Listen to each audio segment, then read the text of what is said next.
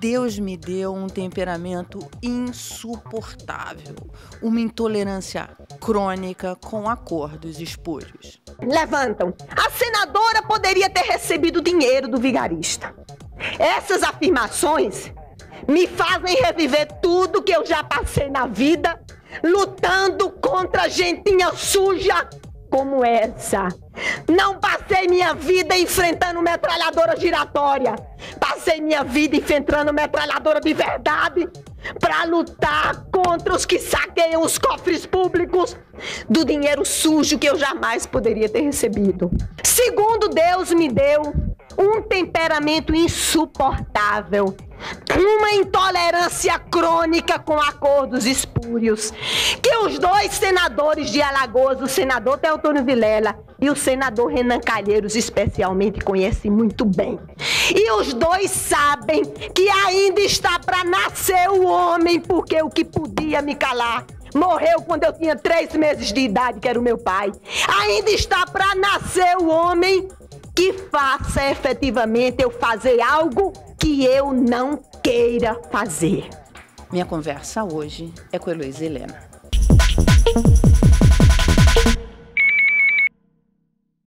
Esse foi o primeiro embate da senadora Heloísa Helena com o então senador Antônio Carlos Magalhães. Foi uma briga boa, né, Heloísa? Foi a sua primeira briga no Senado, e o que chama a atenção é que todo mundo tinha muito medo do Antônio Carlos Magalhães. Por que você estava tão brava? Oi, Mara. Primeiro, obrigada, viu?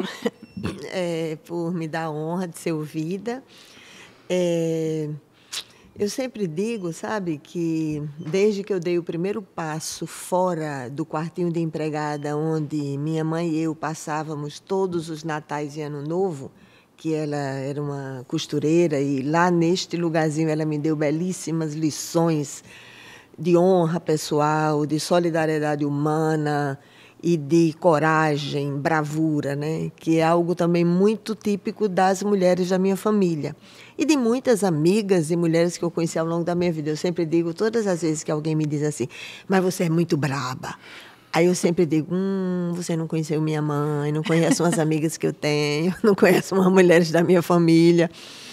Então, eu digo sempre, ninguém acredita, viu, Mara? Mas eu sou um poço de ternura, gosto do silêncio, exceto quando tem injustiça. E a injustiça seja contra a minha honra pessoal, aí eu viro realmente uma onça, um bicho brabo, jamais domesticado nem civilizado, porque a honra pessoal é algo que você deve, né, ter. Eu aprendi a ter, e é como se eu me sentisse devendo isso permanentemente aos meus filhos, à minha família, aos meus amigos de infância, aos meus eleitores. Então, aí eu até brinco, né? Digo sempre, eu sou um poço de ternura, mas posso ser um caldeirão de fervura se necessário for. Então, foi uma pena, né, que eu tivesse que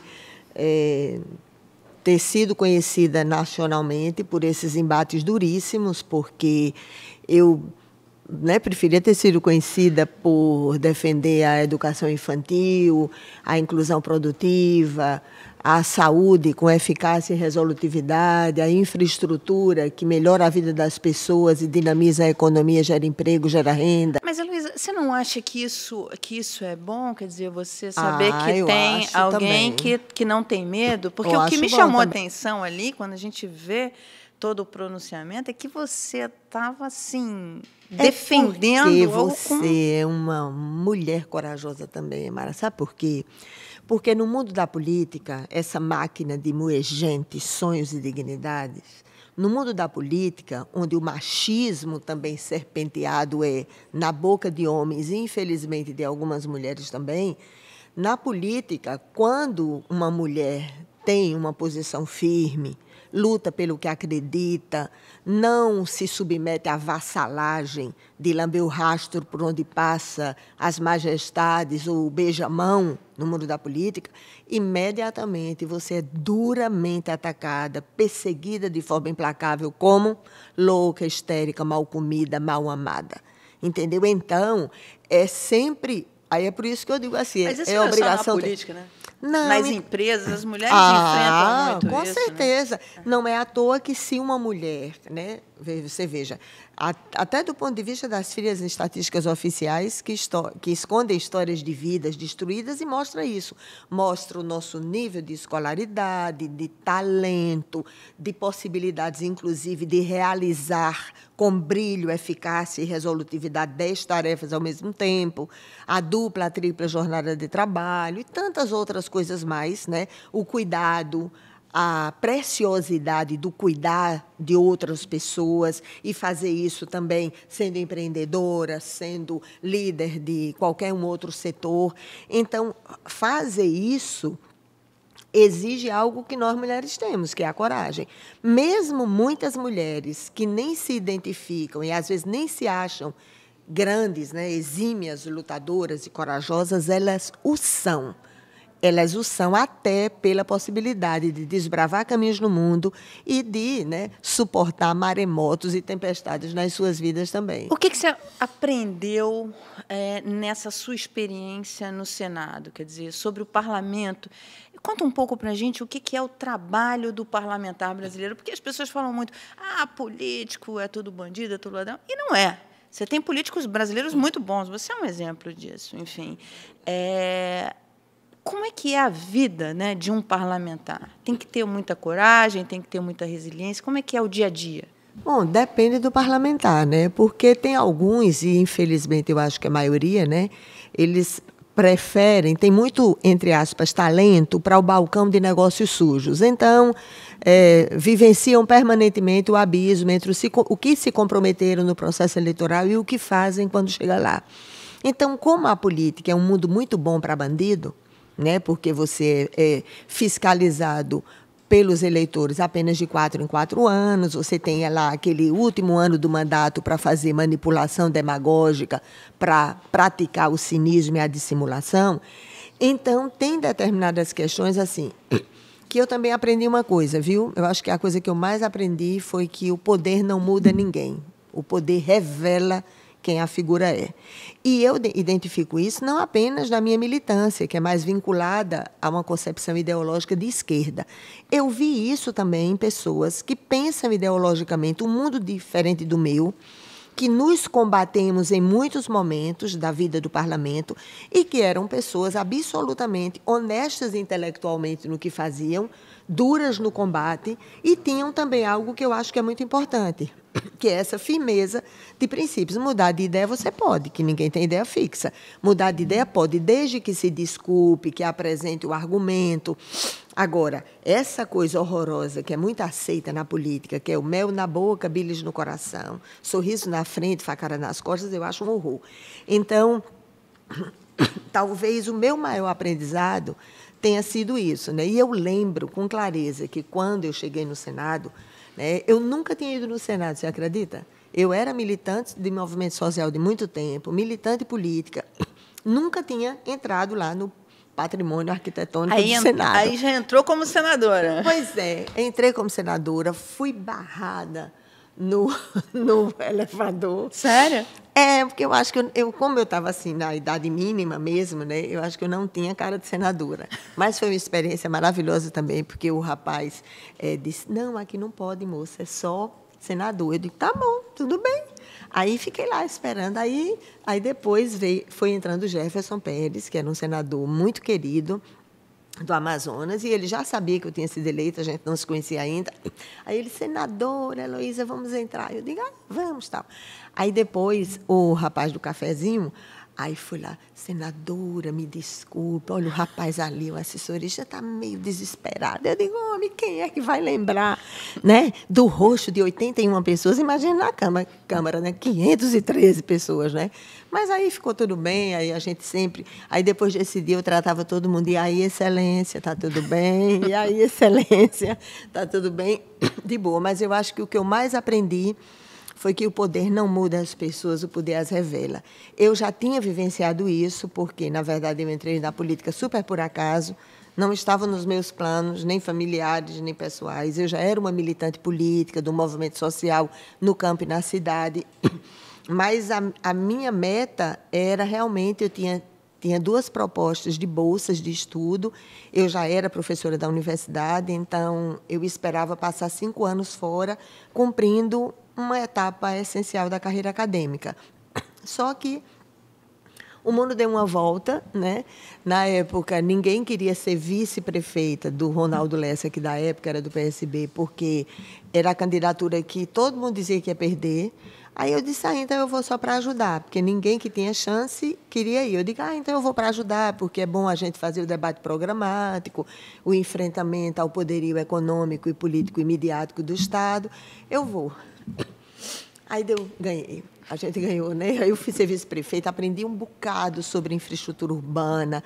Até agora, eu estudando, analisando, tal como eu fiz em 2011, nessas tragédias que acontecem aqui na região serrana do Rio, eu aprendi muito com um engenheiro que era na época, a Comurb era a parte que via essa parte de infraestrutura em áreas precárias, vulneráveis economicamente, socialmente. Então, eu aprendi muito tecnicamente sobre isso. Aprendi muito sobre finanças públicas, minha área era de planejamento, porque eu sou enfermeira sanitarista da área de epidemiologia, mas aprendi muito sobre finanças públicas com o secretário de Finanças, sobre planilha de transporte, compensação. Então, aprendi muito, além de educação e saúde, que eram áreas que, pela natureza, né, da minha atividade, eu já dominava mais. Então, tudo foi ensinamento. Mas, como eu ia dizendo, quando eu cheguei lá nos tapetes azuis do Senado, que eram considerados locais sagrados a serem tocados apenas, né, pela grande elite política e econômica, tinha que ter sido governador, tinha que ser filho de família tradicional. E quando eu cheguei lá, eu disse assim, meu Deus, tomara que esse negócio aqui não tome conta, né, da minha alma e do meu coração, né? E quando eu saí, depois da última sessão do Senado, eu saí dirigindo meu jipinho, eu mesmo dirigia meu carro, eu saí dirigindo meu jipinho, e olhei no retrovisor quando eu vi aquela belíssima estrutura arquitetônica, aí eu ri, né? Eu estava super emocionada, chorando e tal. Aí eu ri. Eu digo, passei por lá e vocês não me compraram, não me dobraram, não me fizeram ajoelhar para a estrutura de poder. Então, é tudo muito aprendizado mesmo. Mas conheci também pessoas firmes e até a dureza dessas pessoas, né? Como eu não falo mais do ACM porque ele já está em outro plano espiritual, né? Mas assim, a guerra da gente parece que foi assim, no dia da posse eu já tinha uma guerra com ele para defender o Suplicy. Imagina, Suplicy precisava de defesa. O cara reeleito senador, o cara super importante, mas ele fez na mesma ironia com o Suplicy. Aí eu fui responder a ironia já aos gritos. Entendeu? Aí pronto. Aí quando disseram que, quando a gente chegou lá, né, tinha um acordo com a bancada que tinha que votar no ACM. Aí eu, como assim? Para presidente do Senado. Eu posso não votar. De jeito, imagina, nordestina, que sai duelando com o capitão do mato, que era como eu achava ele, né? Vamos não, posso votar não. Aí começou a confusão. Na época você estava no PT, né? Exatamente, porque eles tinham um compromisso de votar nele para presidente do Senado. Aí eu digo, vou votar não, vou não. Nordestino, né? Ainda mais ele também, não, vou votar não. Aí pronto, então, mas é tudo aprendizado, né? Eu passei por momentos duríssimos, mas... Quais os momentos te marcaram mais, desses momentos duríssimos? Porque esse depois... Bem, esse foi seu primeiro embate, né? Você escolheu a dedo, eu lá toda bonitinha, arrumadinha, né? Tão difícil eu vestir um vestido, né? Minha tia fez um vestidinho bonitinho para mim. Eu estava lá toda... Né? Ai, meu Deus, vai começar a luta e tal. Na hora...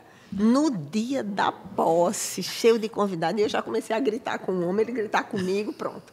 Aí depois teve, né, outras questões, porque assim, eu não me incomodo do duelo franco, aberto, duro. Não tenho nenhum problema com ele. Agora, se alguém ofender minha honra pessoal, minha honra como mulher, aí, rapaz, é duro, porque eu já vou... Não posso dar uma voadora fisicamente, porque nem tamanho tenho, mas, e Deus sabe o que faz, mas aí eu já vou duríssima. Não aceito. Eu não aceito que fira minha honra pessoal, nem de nenhuma outra mulher, ou de qualquer outra pessoa mais frágil, porque eu tenho essa mania, meu irmão sempre diz isso, que eu sempre estou do lado de quem está mais fraco. Então, foram duas grandes brigas com ele, né? Que eu tive que chamar ele de canalha, de capitão no mato, esperando ele estar no plenário, porque eu também nunca gostei desse duelo pelas costas, detesto isso. Minha mãe sempre dizia isso. E você não tinha medo? Porque A CM era um homem temido pela poderosíssimo esquerda, demais. pela direita, pelo centro, enfim, era um homem que era Mas muito eu acho temido. que são as piores batalhas que testam qual é o aço da sua espada. Entendeu? Então, eu sempre tive isso, assim, desde que eu era criança. Minha mãe era uma mulher muito guerreira, muito valente. Meu pai, né, que trabalhou muitos anos aqui no Rio de Janeiro, deixou aqui lágrimas, suor, sangue, saudades e desesperos aqui também. Mas, assim, minha mãe, tudo na vida de minha mãe era desbravar caminhos no mundo, porque ela ficou órfã de pai e mãe com 7 anos de idade, vivenciou uma dureza gigantesca. Quando ela achou que poderia ter encontrado, né, o amor da vida dela, que ainda estava, né, uma menina muito jovem, muito pobre do sertão de Alagoas, aí meu pai morre. Né, ele teve um câncer avassalador, eu tinha 2 meses de idade, então foi muita tragédia na vida dela, mas ela sempre teve, né? Ela mal sabia assinar o nome, né? Mas passavam uns homens vendendo livro na porta, ela dividia não sei quantas vezes, pagava com costura, né? Para ter livros, ela nem sabia manusear livros e ela fazia sempre isso, né? Com a gente. Então, para mim, essa questão da coragem pessoal não é a valentia contra os pequenos. A coragem de uma pessoa, ela se mede como você enfrenta alguém maior do que você. Você enfrentar e ser duro com um pequeno, isso é demonstração para a gente, sempre foi de covardia. A coragem se mede pelo tamanho do opressor, pelo tamanho daquele com quem você enfrenta. Então, isso para mim sempre foi uma coisa muito natural, entendeu? E eu sabia, porque todas as vezes que você enfrenta também alguma majestade, esteja ela no Senado, no governo federal, na vida em sociedade, você também já sabe, porque a vida já lhe mostrou, que você vai ter que suportar uma perseguição implacável durante muito tempo. Porque, geralmente, quem se acha grande, poderoso, dono, né, ousa pensar que é dono das mentes e dos corações dos outros, essas pessoas também, elas parecem que escrevem nos seus caderninhos alguém que ousou enfrentar e persegue o resto da vida. Então, todas as vezes que eu fui pegar uma briga grande com alguém grande, eu já sabia, porque eu já olhava, né, para as minhas gigantescas cicatrizes e que eu sabia que tinha que considerar cada uma dessas cicatrizes como tributos sagrados dos que não se venderam nem se renderam, do que estiveram no campo de batalhas lutando pelo que acreditava. Então, eu já sabia porque as dores das minhas cicatrizes já diziam, de novo, lá vai tu de novo enfrentar uma coisa dessa, né? Então, você até pode, a maturidade da vida lhe mostra em qual ringue você vai subir. Você não sobe num ringue para uma luta simplesmente porque alguém lhe provocou e lhe chama, não.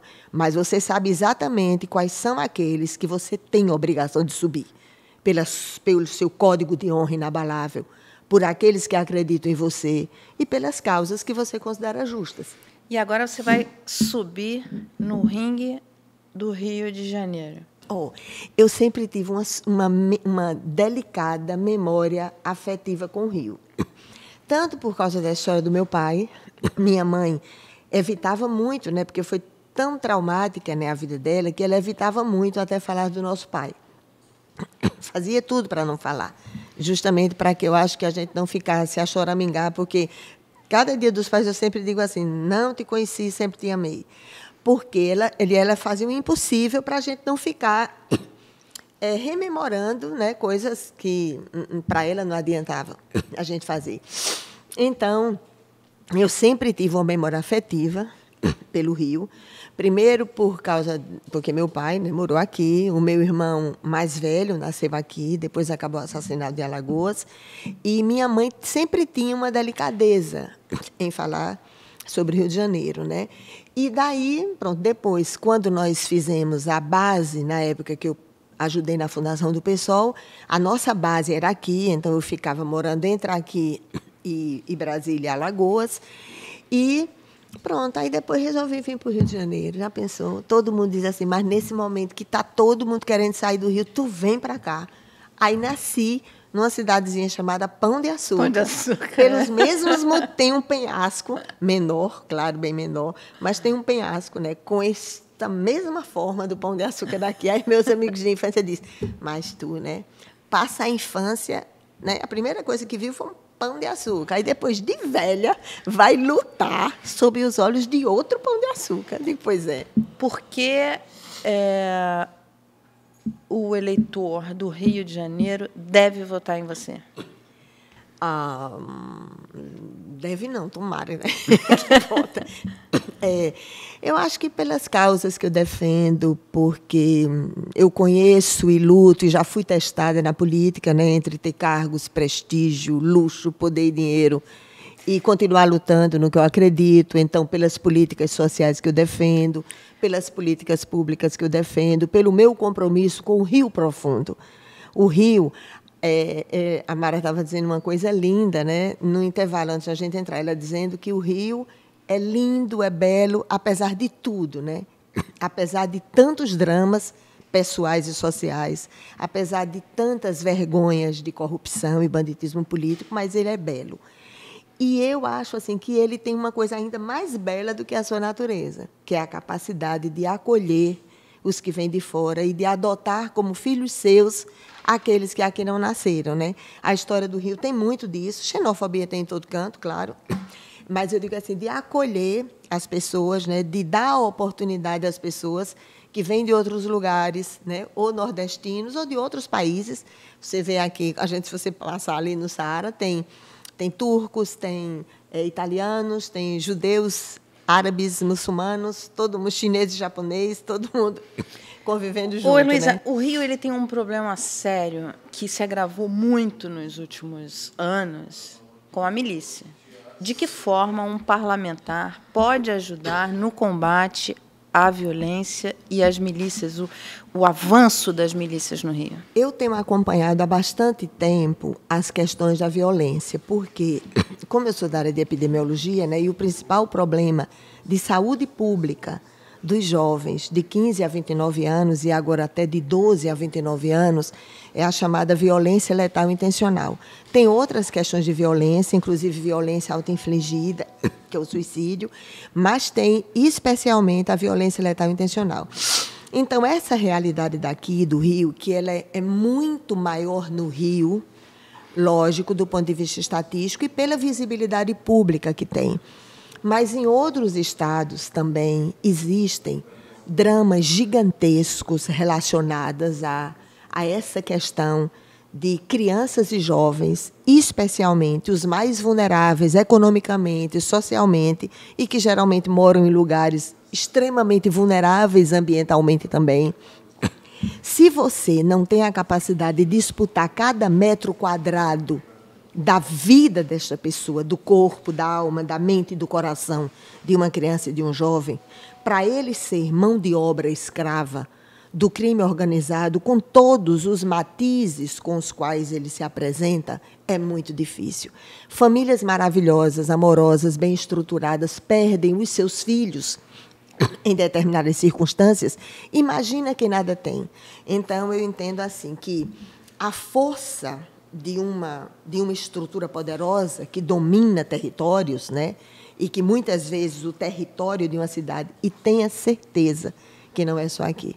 Eu poderia lhe dizer o nome de várias localidades daqui, ou de Alagoas, ou de Pernambuco, ou de vários outros estados brasileiros, localidades onde as frias estatísticas oficiais mostram histórias de vidas que são destruídas, exatamente pela ausência total de outras alternativas também. E se você estiver lá com o pessoal do diagnóstico das polícias, em qualquer secretaria de segurança, na área de saúde pública, a gente tem a obrigação de fazer isso, eu faço porque é o principal problema de saúde pública dos jovens e das crianças também. Mas se você fizer um mapa e você identificar onde estão as piores situações, seja em qualquer questão do crime organizado, do tráfico, milícia, do que quer que seja, se você põe lá o mapa onde acontece esses tipos de violências e você relacionar quais os equipamentos públicos que tem lá, tem um centro de música, cultura, esportes, para que você possa disputar cada minuto na vida de uma criança e de um jovem para que ele não vá? Porque depois que ele vai, é muito difícil cortar o laço da opressão que se estabelece lá. É muito difícil. As famílias maravilhosas sabem disso, não é? Pela abstinência física, química. Imagina o que acontece com quem não tem absolutamente nada. Então, eu acho que qualquer planejador, gestor, administrador, por mais medíocre que fosse, ele tem a obrigação de pegar o Atlas da Violência, que tem toda uma definição, e cruzar as metas de equipamentos sociais com o Atlas da Violência. Se ele quiser realmente minimizar, de uma hora para outra acaba, não vai acabar. E o parlamentar? Qual é o papel do parlamentar? Fiscalizar, monitorar, controlar e fornecer projetos e alternativas concretas, ágeis e eficazes nessa área. Para mim, eu sou da área de epidemiologia. Na minha época, eu não conseguia fazer, porque na minha época eu pegava os dados, né, as estatísticas oficiais que mostram de que as pessoas adoecem, morrem, incluindo os agravos externos, que pega a violência. Então, eu fazia assim, tem problema de chagas? Então, eu vou investir em habitação. Tem problema de outras morbidades? Então, o que é que eu faço agora? Se eu identifico que tem problemas gravíssimos de violência e, portanto, tem extrema vulnerabilidade na infância e na juventude, por que é que eu não posso colocar as emendas lá? Para viabilizar projetos alternativos que possam disputar o coração e a mente. Mara, se tem uma coisa que nunca pode ser reconstituída na vida de um ser humano é a infância.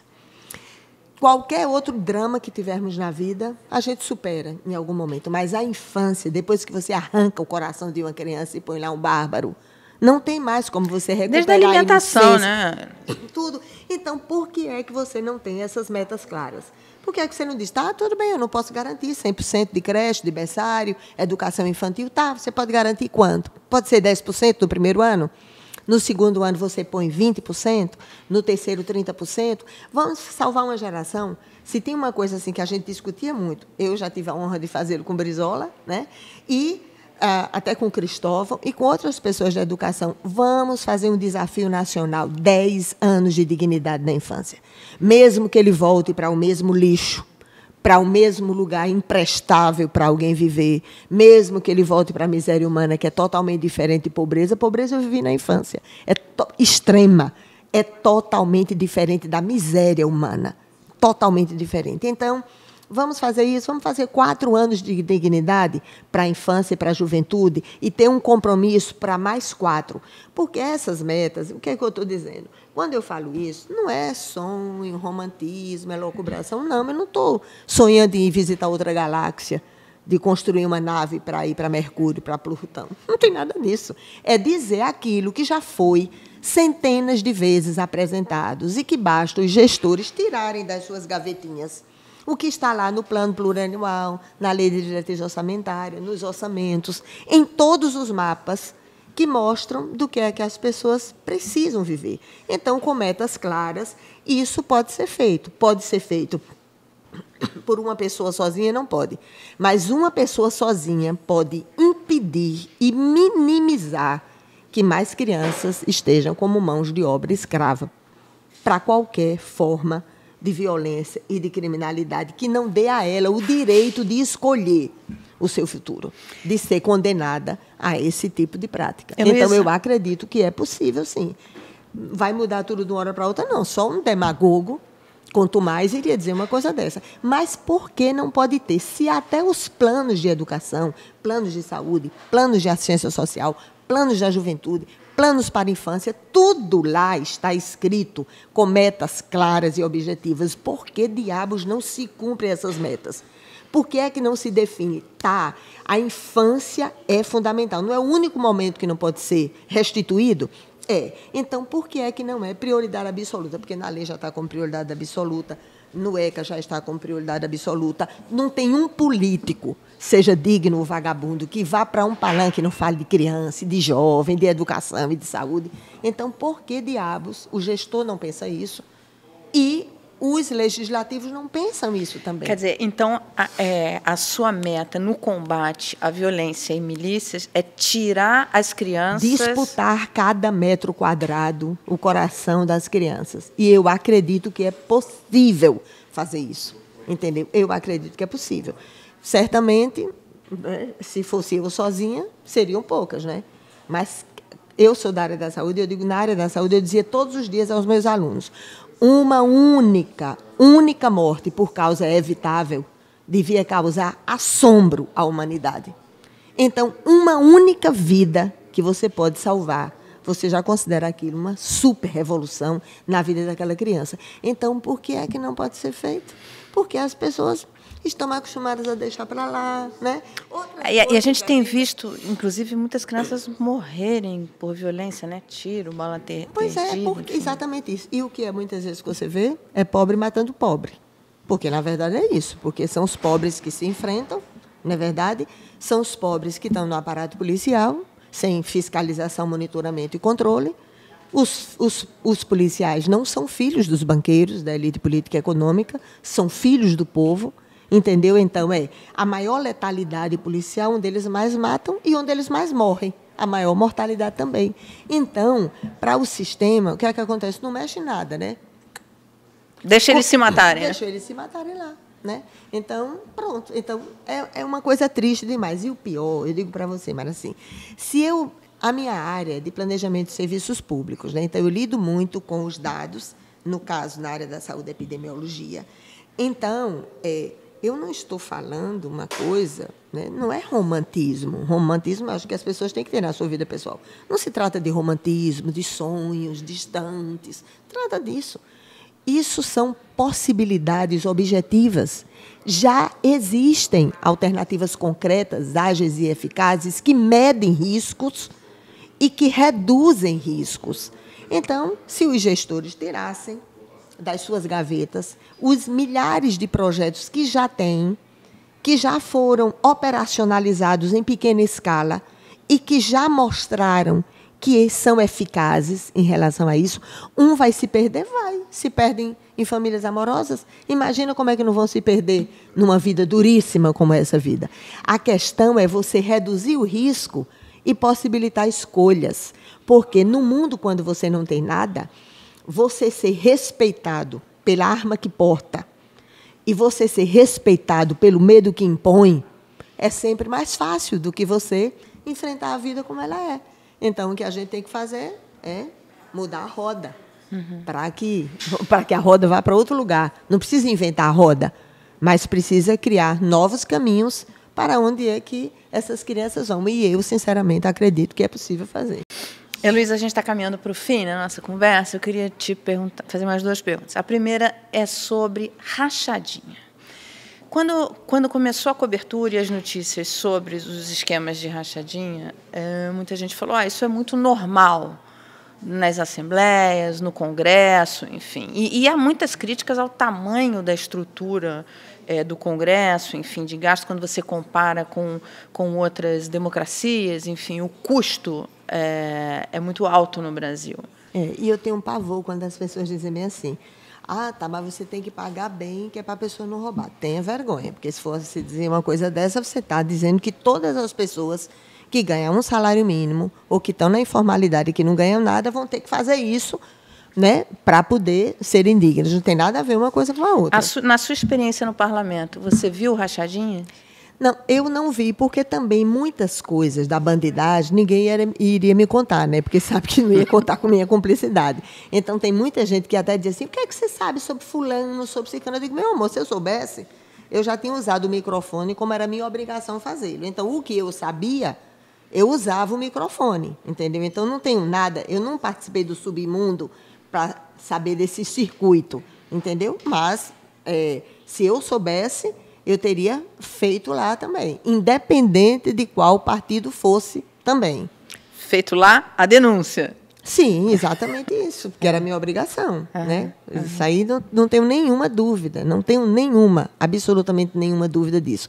E eu sei o peso que isso tem, porque eu participei de comissões parlamentares de inquérito, sei o quanto é duro você tanto analisar provas, ferramentas objetivas que mostram o banditismo político, não ser cúmplice delas, porque também tem isso no mundo da política.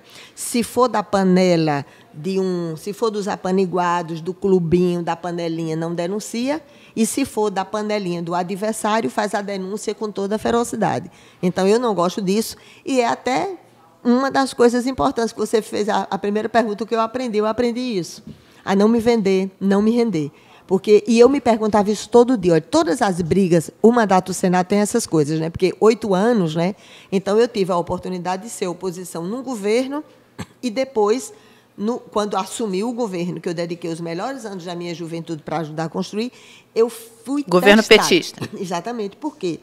Todas as vezes, quando foi escolher um banqueiro para o Banco Central, mas eu briguei tanto nessa Comissão de Assuntos Econômicos, quando o governo passado escolheu um economista empregado de banqueiro. E eu fui rangendo os dentes lá na Comissão de Assuntos Econômicos. Como é que agora escolhe um banqueiro, o próprio, eu vou achar normal? O tempo todo que eu falei das relações promíscuas do Congresso Nacional, então quer dizer que eu ataco as relações promíscuas no Congresso Nacional, mas se for da minha panelinha eu defendo? Não.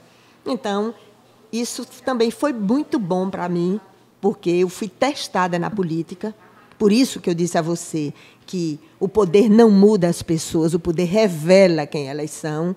E, para mim, ter sido testada, ao contrário do que alguns acham, né? Porque quando uma mulher corajosa diz qualquer coisa, já vem a conversa que é rancor, mimimi, mágoa. Né? Então, porque tem homens que não suportam mulheres corajosas à frente deles sem beijar a mão deles. Né? Então, quando eu descobri isso, foi muito importante para mim. Por quê? Porque eu fui testada entre ter cargos, ministério, prestígio, liberação de emenda e poder e estar lá defendendo o que eu acreditava. E eu já sabia, parece que estava lá aquele caminhozinho, derrota, derrota, derrota. E eu dizia, aí eu tenho até um mantra comigo, eu digo assim, eu sou derrotada eleitoralmente, mas invencível politicamente. Eu fico dizendo isso todo tempo, porque todo mundo diz assim, derrotada, vai ser derrotada. Eu digo, pois é, fui mesmo, muito derrotada eleitoralmente, mas eu sou invencível politicamente. Isso contava muito para mim, por isso que eu fui testada na política, entre ter cargos, ministério, prestígio, poder, liberação de emendas e lutar pelo que acreditava. Porque isso, para mim, tem a ver com os compromissos que eu faço do Brasil profundo, do Rio profundo. Né? Essas coisas lindas do Rio, tem essas coisas belíssimas do Rio, né? Que a natureza nos dá mesmo sangrando politicamente, como você corretamente falou, sangrando ambientalmente, né, como a gente vê, e sangrando na vida das pessoas, né? Mas é pelo Rio profundo, pelo Brasil profundo, com o qual me comprometo. Tem gente que diz assim, eu vou votar em você, nunca vou ser beneficiada por nada do que você fizer.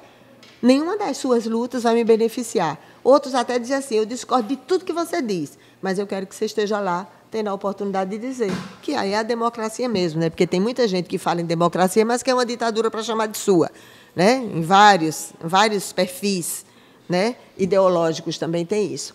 Mas é isso. Mulher asmática fala sem respirar. Eu também tenho asma. E tem asma também, é? Ai, meu Faz muitos anos que eu não tenho, mas eu também tive na infância. Eu tenho, e para completar, o meu filho tem, e a minha netinha tem também. Eu digo... Para a gente terminar essa conversa aqui, que está muito boa, eu ficaria aqui conversando muito tempo. Por que o Ciro? Por que não o Lula? Bom, primeiro tem uma coisa, assim, tem um incômodo, né, que eu tenho tido com a idolatria, né? A idolatria política, o fanatismo em torno da idolatria política, eu acho que ela retira a possibilidade de que conexões neurológicas sejam feitas e você possa escolher o melhor projeto. Então, todas as eleições de segundo turno sempre foram assim. No primeiro turno, você escolhe o melhor projeto, o projeto com o qual você se identifica, seja do ponto de vista econômico, social, político, seja do ponto de vista das metas que apresenta para o primeiro ano, segundo, terceiro, quarto, e a médio e longo prazo do ponto de vista de nação, seja a compreensão que você tem de construção de um país, que este país ainda não é, nunca foi, uma pátria-mãe justa, soberana, igualitária e fraterna. Então, você se identifica com o projeto. E no segundo turno, é a velha história de sempre, você vota no menos ruim. Então, eu me identifico com o projeto que é apresentado pelo Ciro, né? Acho muito ruim. Respeito quem tem outras opções, né? No caso, tanto o Wesley, que é porta-voz comigo nacional, como o Randolph, né? Meu querido irmão de tantas caminhadas, votam no Lula, estão na coordenação dele, Marina, né? Vai fazer sua escolha, vai colocar público também. Então, eu quero, como todos os mortais, ter o direito de apostar num projeto para o Brasil, no que eu considero as melhores propostas para este país, que eu quero que seja não apenas das suas filhas e filhos aqui nascidos, mas para aqueles, né, que generosamente o Brasil pode adotar. Então, eu tenho o direito de fazê-lo, eu não cedo à idolatria política, ao fanatismo político, não tenho medo dele também. Sei que tem muita gente que, verdadeiramente, por honestidade intelectual, dizem não, mas é melhor resolver no primeiro turno, porque de repente pode ter golpe, não sei o quê. E do mesmo jeito que tem gente que fala isso para tentar aglutinar em torno de um único campo e isolar qualquer possibilidade de discutir outras alternativas para o Brasil. Então, como eu estou entre aqueles que nem tenho medo do golpe, nem acredito que vai ter, porque não acredito que tenha correlação de forças para fazê-lo, se tiver, eu vou estar no meio da rua lutando com todas as armas disponíveis para lutar, porque não tenho medo, né, dessa conversa fiada do Bolsonaro, e quero ter o direito de votar no que eu acho que é o melhor projeto para o Brasil, que hoje está em torno da campanha do Ciro Gomes. Falando em projeto, acho que só o Ciro apresentou o projeto. Né? Mas não é isso? Pois é. Eu sei que projetos, né? Projetos são coisas que você pode botar no papel. Eu já vi projetos maravilhosos também. Foram para o papel e, quando tomaram o governo, faziam tudo o contrário, né? Eu sei que tem isso também. Mas eu acho que tem uma coisa mesmo, né? Do melhor projeto, da melhor capacidade de gestão, da coragem, né, de tomar determinadas posições. Então, eu acho que, com todo o respeito aos outros que já fizeram suas escolhas, né, inclusive na rede, porque a rede nós aprovamos uma resolução para não ter cisânia, não ter confusão interna. A gente aprovou uma resolução que possibilita, né, a votação nos dois, né, candidatos. Então, estou muito tranquila dessa escolha. Oi, Heloísa, você sabe que você falou uma coisa, só para a gente encerrar aqui, que me chama muita atenção e bate há muitos anos. Eu cubro a área econômica, financeira, converso muito com o mercado financeiro, com economistas, enfim. E há muitos anos eu conhecia pouco de você. E quem me chamou a atenção para acompanhar o seu trabalho foi um economista do mercado financeiro, que te viu falando e falou assim: esta mulher tem valor. Essa mulher fala bem, ela tem valor no mercado financeiro.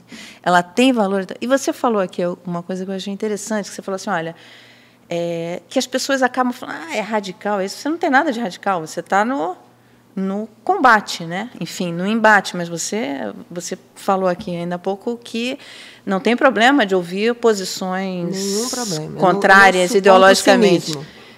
O problema é ser honesto na defesa dos seus... Tenho o maior respeito por quem é honesto intelectualmente, né? Faz um debate muito claro, mesmo que colida com tudo que eu penso, e mesmo que eu vá duelar com dureza com essa pessoa. Mas eu respeito profundamente e entendo que ele tem o direito de defender isso, né? Porque falar em democracia é muito fácil, mas também tem muita gente que é assim. Fala na democracia, verbaliza a democracia, mas instala uma ditadura para chamar de sua. Portanto, que não aceita, né, qualquer pensamento divergente que passe ameaçando seu projeto de poder. Então, eu tenho muito respeito por isso, né? Duelaremos, com certeza, sem nenhum cinismo, nem dissimulação, com toda a clareza. Muito obrigada pela conversa. Olha, eu vou te dar essa caneca aqui. Para toda vez que você acordar, que você for tomar café ali, você tiver uma boa notícia, você liga para a gente e conta para a gente. Com certeza.